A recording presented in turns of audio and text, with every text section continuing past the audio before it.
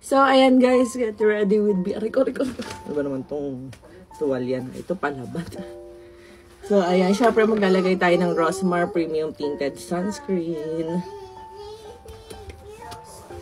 Ayan guys. Tone Adapt Technology nga pala to, plus SPF 70. Kaya protected ka talaga sa araw. Tinang hindi ko siya ka-shade, diba? Pero pag gano'n mo siya, parang... And may whitening and anti-aging effect na rin to. Kaya ang puti lagi ng mukha ko.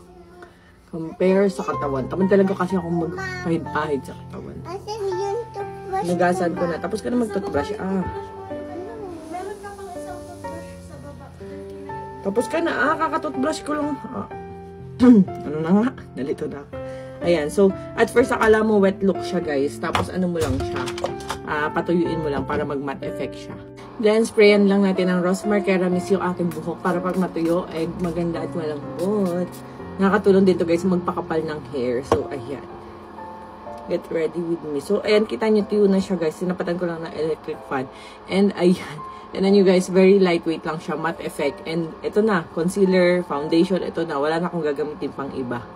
Ayan, tapos maglalagay lang tayo ng kilay kasi faded na ang ating microblading. Ayan, tapos maglalagay lang tayo ng ganito para mag-pink-pink.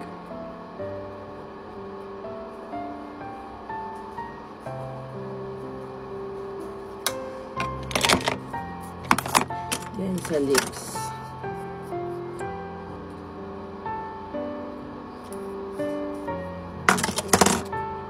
Ready to go.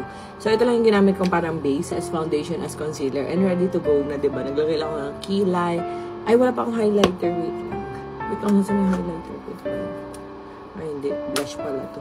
Mahilig kasi ako mangolekta ng makeup pero hindi ko talaga nagagamit. Saan na to? Nasa na si Charmaine? Ayun. Tcharin. Nasira na nga ito. Nalaglag kasi.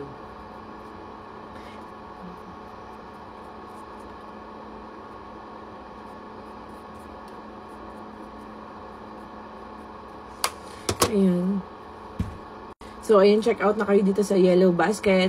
Napakamura. From 399 pesos, mag-check out nyo ngayon ng 299 pesos. Sobrang tagal niya maubos kasi like 1, 2, 3, 4 lang yung paglalagay. Pwede sa bagets, buntis at lactating for face and body. Hindi siya nakaka-clog ng pores kaya hindi siya nakaka-cause ng pimples.